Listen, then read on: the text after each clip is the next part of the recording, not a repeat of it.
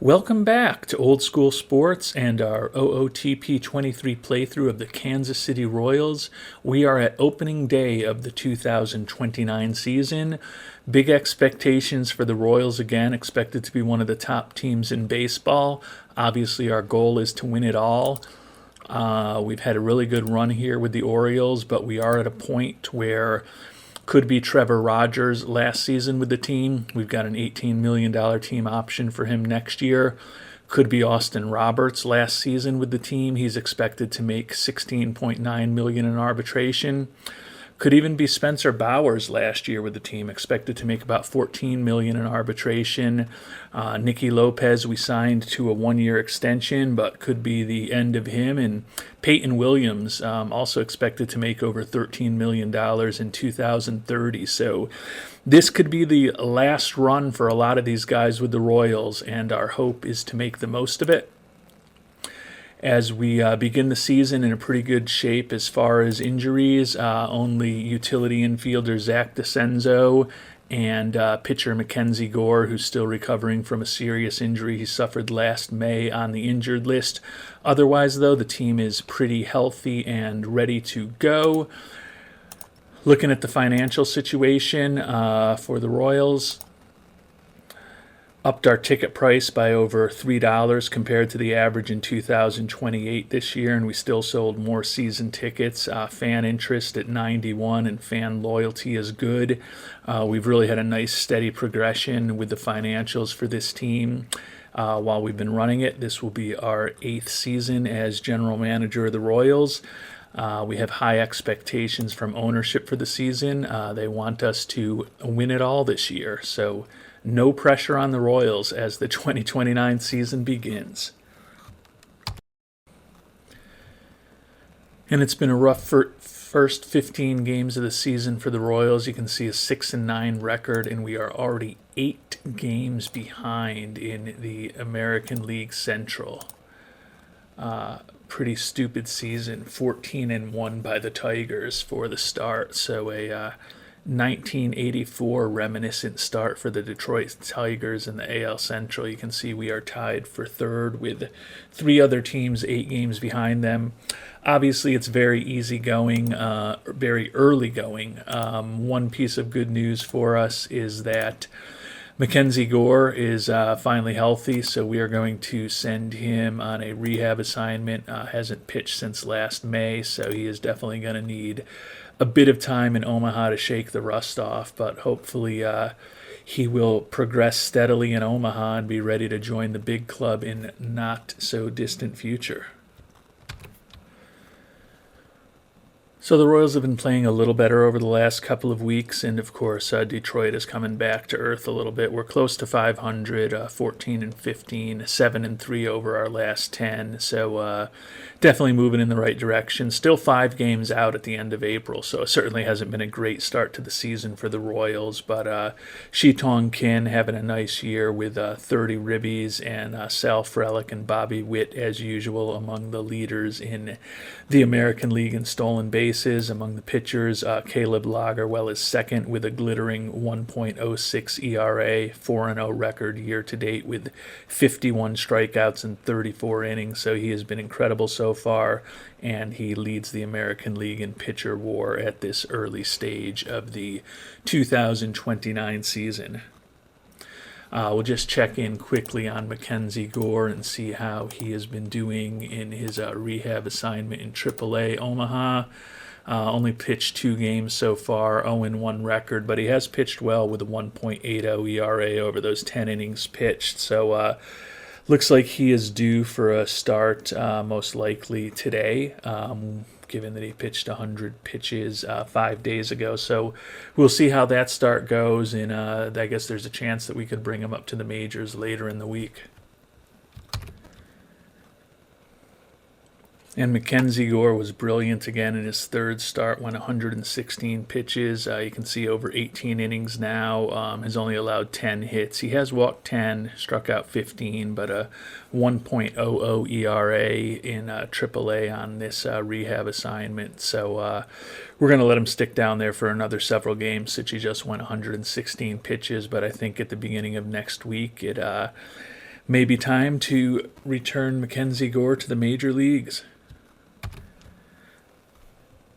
And a horrible piece of news for the Royals. Our center fielder that we made the big trade for in the offseason, Luis Jose, out for 3 months with a fractured ankle. We were concerned about his fragile injury proneness. He had been playing pretty well for us too, batting .316 with 2 homers over 79 at-bats, was putting up a 137 OPS plus, 138 WRC plus, and already had almost a full win above replacement. Had no question about his defensive prowess. The question was just his bat, which has been good for us so far. And then the big question with him was really his level of health. So definitely disappointing to lose him so early in the season. The only positive news is that the Royals are playing a little better, 17-15 now, 3 games behind. Losing that bat and that glove is going to definitely be a blow to our roster, but hopefully we can still be a playoff team at the end of this year. And if we are, we should have him back for the last month and a half or so of the season. Hopefully he will be healthy and well come playoff time, and the Royals will also be in the playoffs. But that's going to certainly mean some more playing time for Jason Dominguez, who has been in a bit of a timeshare, although we've been only playing Dominguez regularly against left-handed pitching. You can see he hasn't hit much this year, .216 batting average and 37 at-bats, but he is a acceptable defensive center fielder. And we will supplement him by bringing Will Taylor back up from the minors.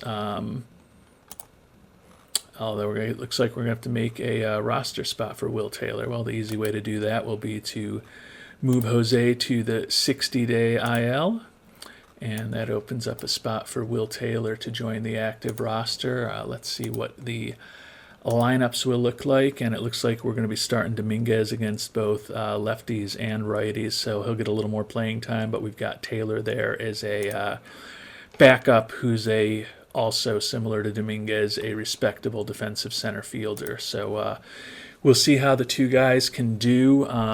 We do have the opportunity if we want to make a trade. We've got about $6 million available for free agents, so we could certainly take on some salary. The difference between this year and previous years, though, is that, we do have what we believe top center fielder on the roster. It's just that he's injured right now, so don't think that we're necessarily going to make any big trades. Think that hopefully we can get through the next few months with Dominguez and Will Taylor out in center field and see how the two of them do.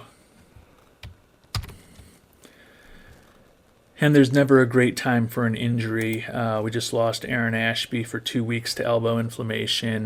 You can see back with the Royals in the relief role that he is primed for. Has been really great with 21 strikeouts over 15 2/3 innings and a 1.15 ERA. Unfortunately, he's going to be going on the IL, but the only benefit to that is that it lets us bring Mackenzie Gore up to the majors. Guessing Gore will go into the bullpen. Looks like he is going to slot in as a long reliever for us for the time being, which is fine. He pitched incredibly. He ended up getting one more start down in AAA, but was really good in those 4 starts down there. So hopefully he is ready to contribute to the team. You can see looking at our pitching staff right now, our 2 former Cy Young Award winners not having great years. Spencer Bauer is 4-2, but has put up a 4.10 ERA. And Trevor Rogers just got moved down to the 5th spot in the rotation by Nichols. He's 1-4 with a 7.06 ERA. Tyler Bosma and Ricky Vanasco also struggling a bit, and Caleb Lagerwell, as we talked about earlier, has been fantastic, though, with a 0.90 ERA and a 5-0 record over 7 starts in 40 innings pitched. So Lagerwell having an excellent season for us so far. And the Royals have been playing a little better, but more importantly, the division is coming back to us. Tigers 3-7 over their last 10, while both the White Sox and the Royals are 7-3. So we are just a game out at this point. And we're also actually a game out of the wild card. Actually, no, we would be in the wild card because either Detroit or Chicago would win the division. So we're a game out of the division right now and have the last spot in the race for the wild card. So given the slow start to the season, that hopefully is acceptable. Zach Disenzo is now healthy, back from the injury that has kept him out for the last couple of months. We are going to send him for at least a brief rehab assignment, given that he missed out on a chunk of spring training. Also going to be an interesting decision to figure out what we're going to do to get him back onto the roster. Going to have to see what happens over the next couple of days, how Disenzo does down in Omaha, and then exactly who we want to send down to open up a spot for him.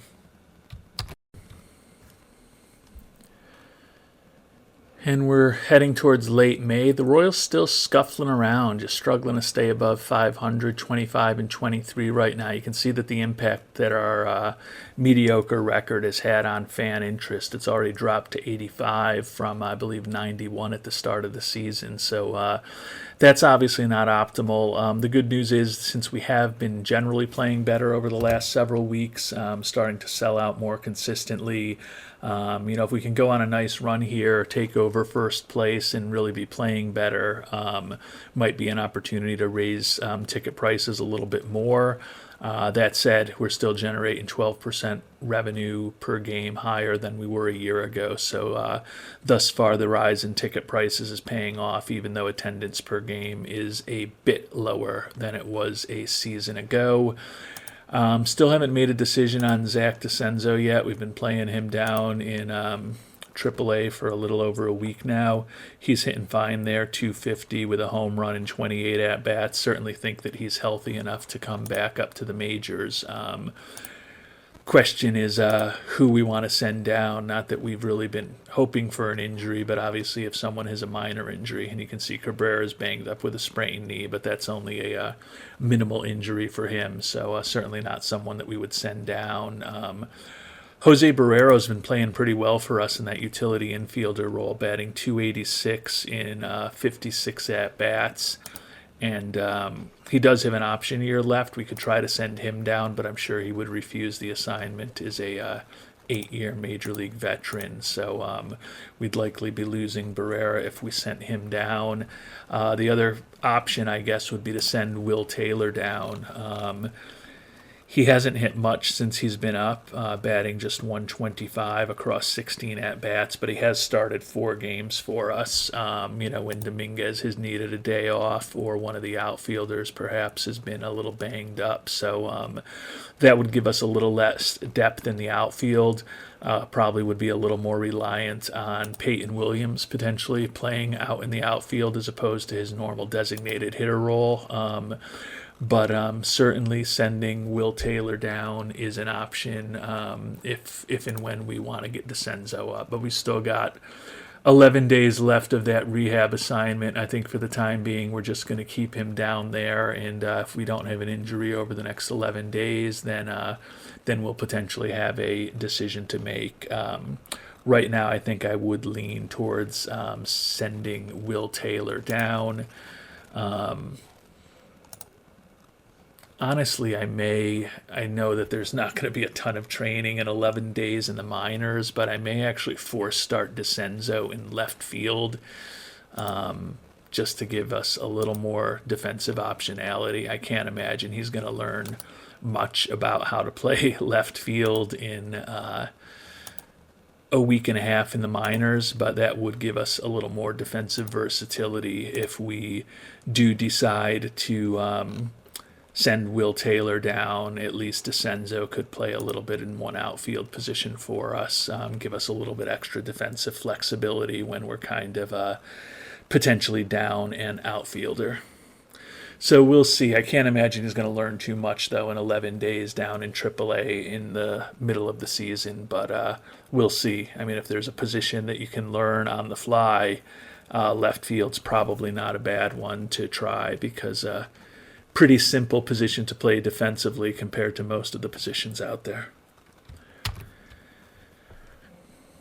And Aaron Ashby is ready to come off the IL.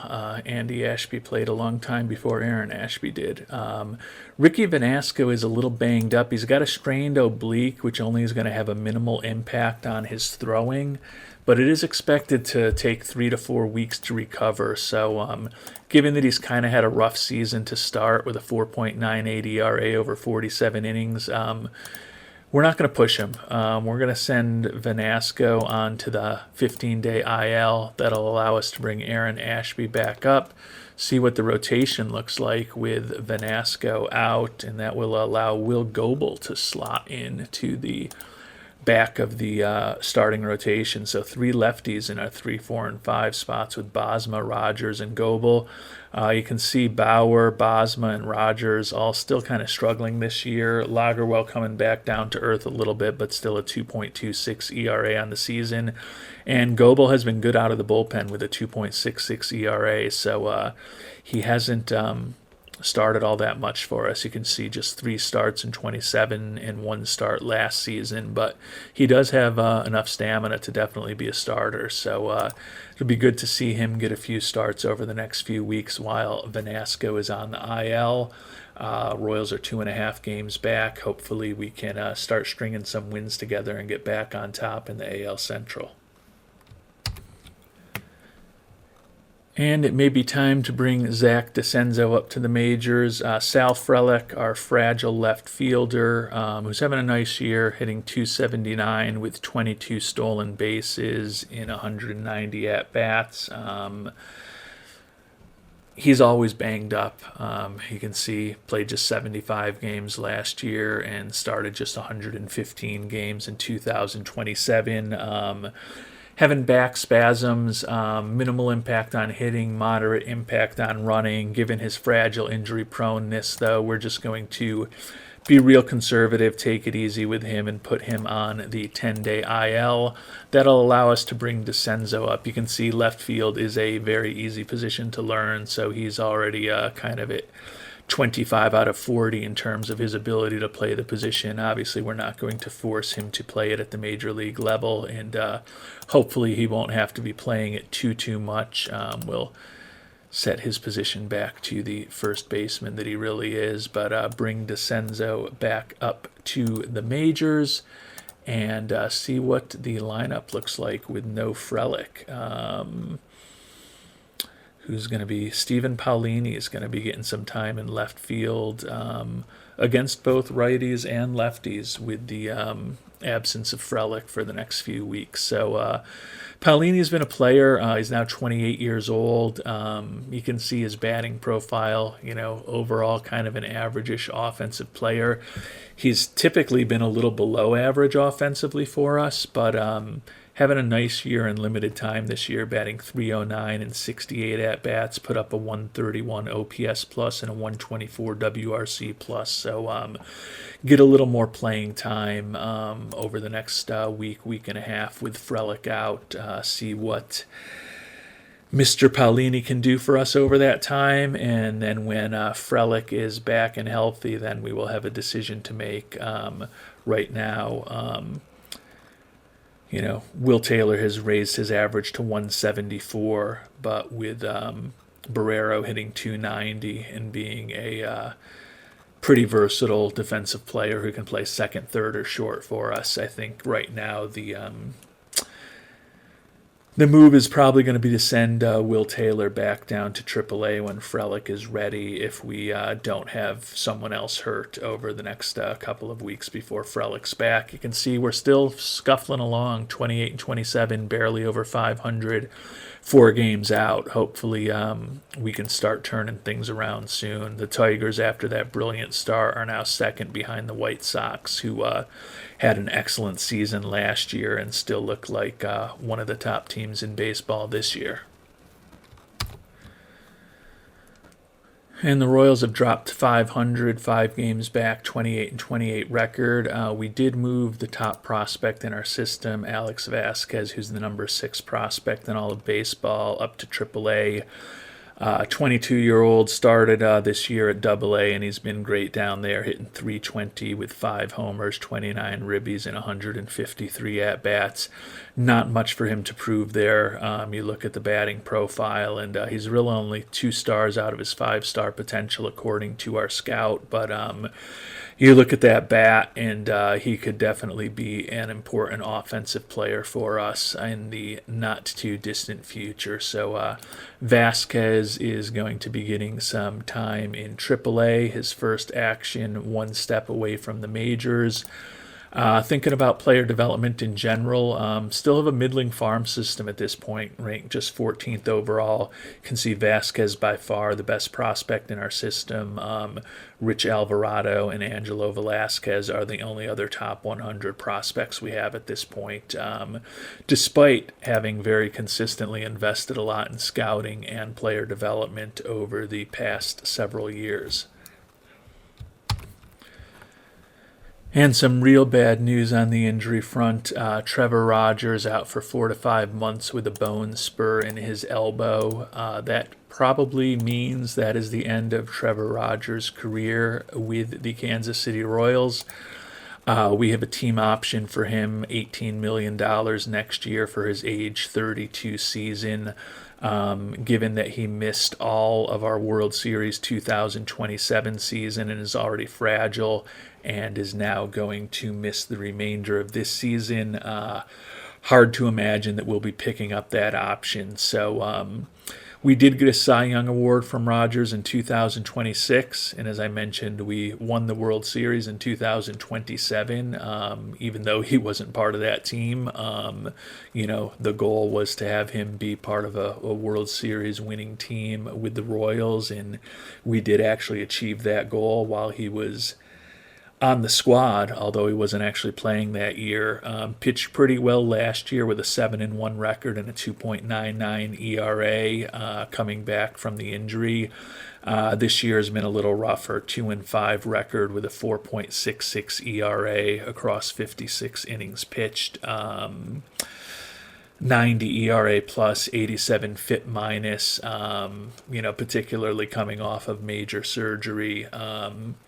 Hard to imagine that we're going to pick up that option for next year. So it looks like Trevor Rogers' career with the Royals is most likely over.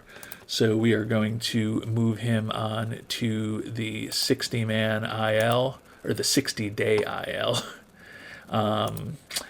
And we're going to have a decision to make as to who to bring up from AAA to fill that spot in the rotation. The other thing we have is that Sal Frelick actually today is now healthy and able to come off of the IL. Looking at Will Taylor, his batting average is down to 161. So we are going to send Taylor down to AAA. He needs to clear waivers. That's fine. We will waive and DFA Mr. Taylor. We will bring Frelick back on to the Major League roster. Just our lineups. Frelick back in. Stephen Paolini out of the lineup, and he's actually a little banged up right now. He's a little tired. He's been playing a lot for us recently. But pitching staff, we had earlier in the season, Bryce Hubbard was up on the Major League team. You can see he's pitched really well in Omaha with a 2.1 ERA over 8 starts, and he actually pitched really well in 5 games with Kansas City with a 0.93 ERA for the lefty, who will most likely be pitching out of the bullpen at the Major League level, but we will bring Hubbard up to replace Rogers, and let's see what the starting rotation looks like. I would have to think maybe Mackenzie Gore is finally going to be slotted in by Nichols, but let's see what he wants to do.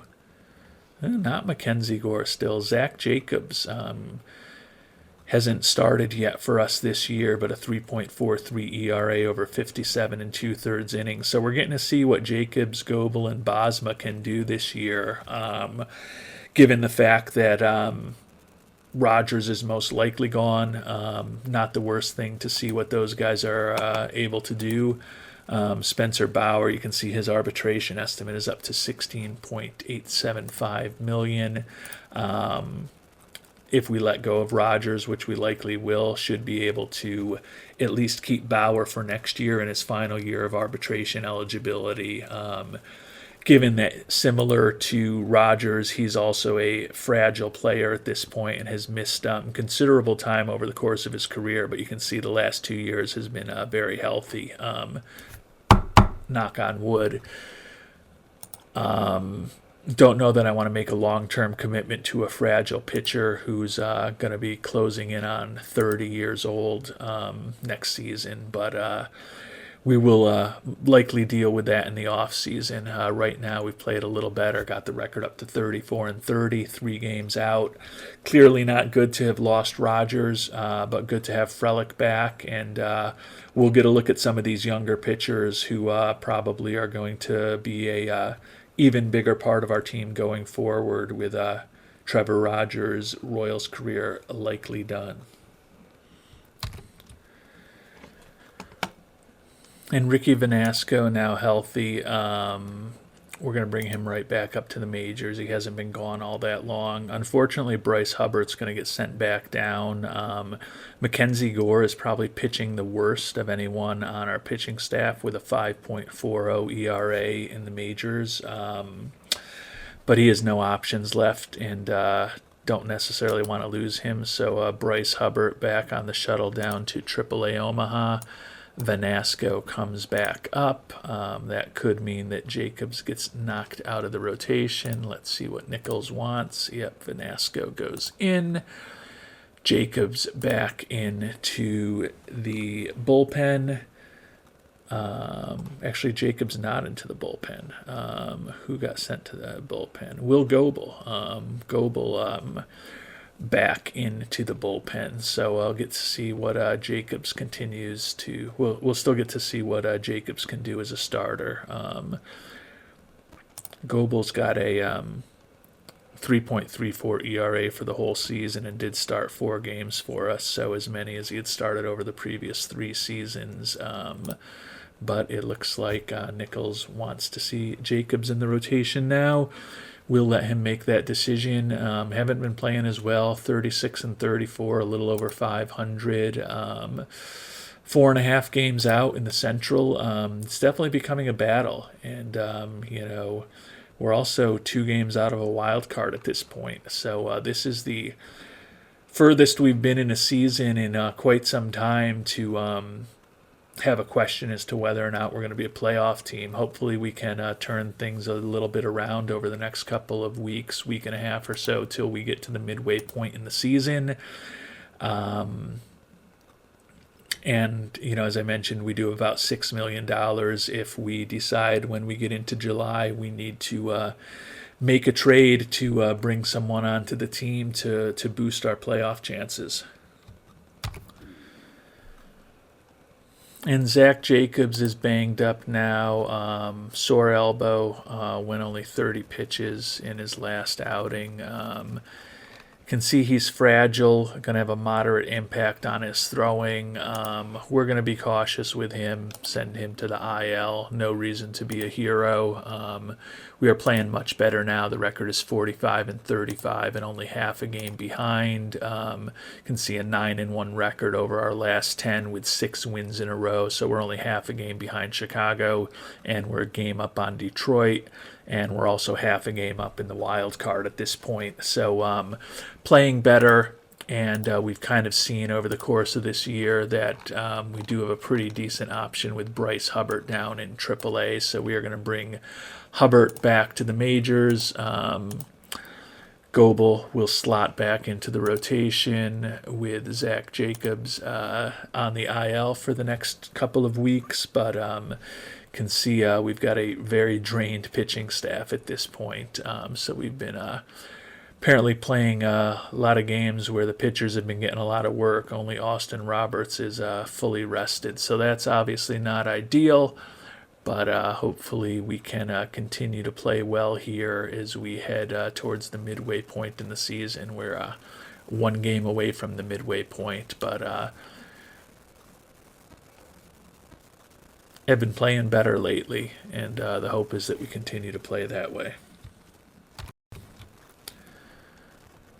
And with the Royals playing a little better lately, although we've now lost 2 in a row, 45 and 37, have been selling out more consistently. So we are going to up our ticket price to $28 at this point as we head into the second half of the season. Hopefully revenue per game, which is up 12.2%, can get a little closer to $1 million a game if we keep selling out with the price boost for the second half of the season. We will see how that goes. And we've got to our midseason evaluation with a 46 and 38 record, still half a game behind in the AL Central. Ownership wants us to improve our team record. Pleased with how we're doing in terms of profitability, and need to continue improving our farm system. Happy with our overall progress, but overall impression not quite as pleased. Expiring personnel, just our team trainer. We've been going 1 year with trainers for the last several years now. Haven't been able to find anyone all that exciting, but that's the only contract we need to worry about, which is good. As I mentioned, we are half a game out now as we reach the midway point of the season, at least according to ownership. 84 games in, 46 and 38, and we are tied with the Yankees for the second and third wild card spot. A game up on Detroit and a game and a half up on Tampa Bay. So definitely going to be a real battle for the playoffs for these Royals over the second half of the year. Taking a look at the league leaders, Sal Frelick tied for the league lead in steals with 27. Caleb Lagerwell, his ERA has gone up, but still leading the league with 2.73. Tied for the league lead with Lucas Giolito with 10 wins. And Lagerwell is now third in the AL in pitcher WAR at 2.7. So a nice year from Mr. Lagerwell so far. Checking in on the overall team statistics, you can see we had a good start in March. We're pretty bad in April, played better in May, and have been really good in June. So that's positive that the team has been steadily improving.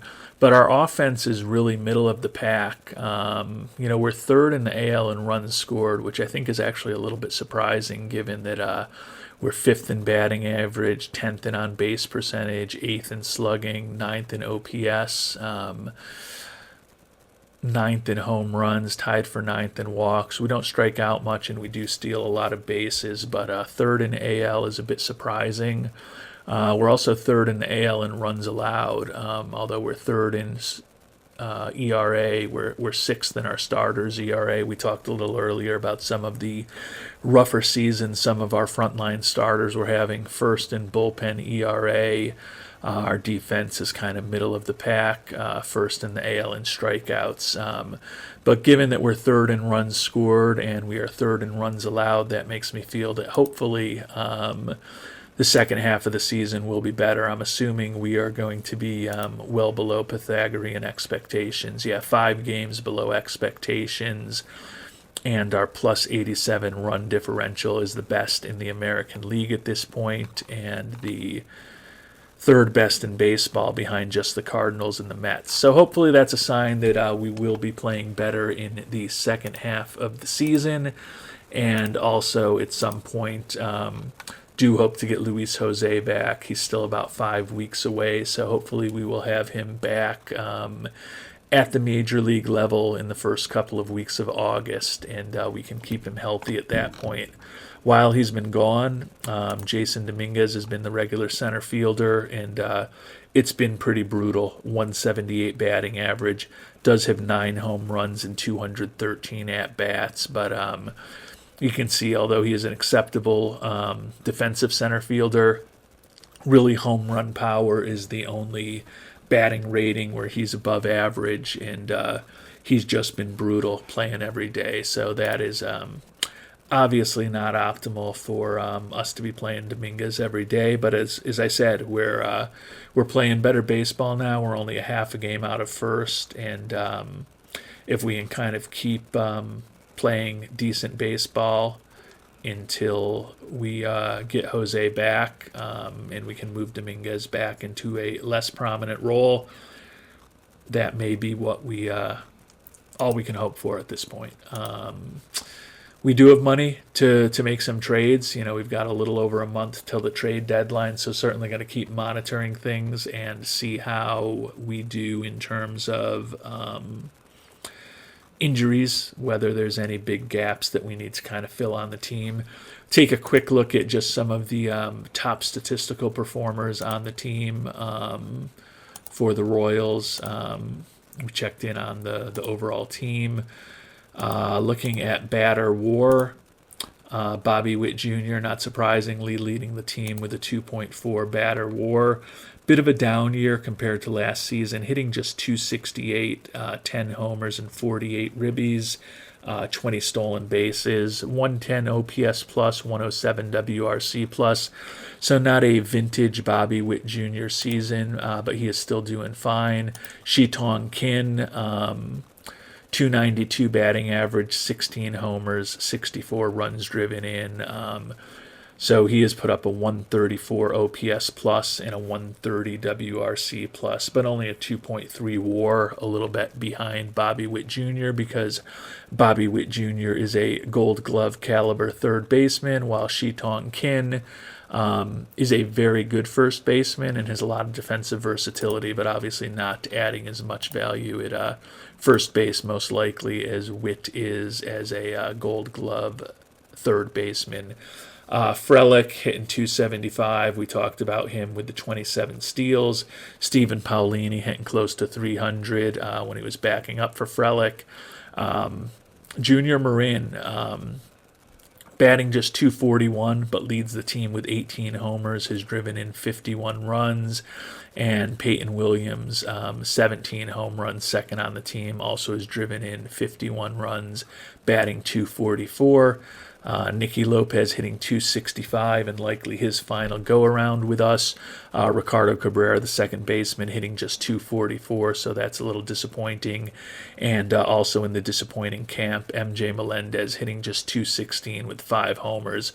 Hopefully we'll get more production out of our catcher over the second half of the year. And then a lot of our bench players have been brutal. We talked about Taylor earlier. He's down in AAA now. We've talked about Dominguez's struggles. Zach Disenzo has hit just 143 since he got back up to the majors. And our backup catcher, Reese McGuire, hitting just a $195. So definitely, even if we don't add a frontline star player, maybe just kind of improving our depth is something to think about as we get closer to the trade deadline.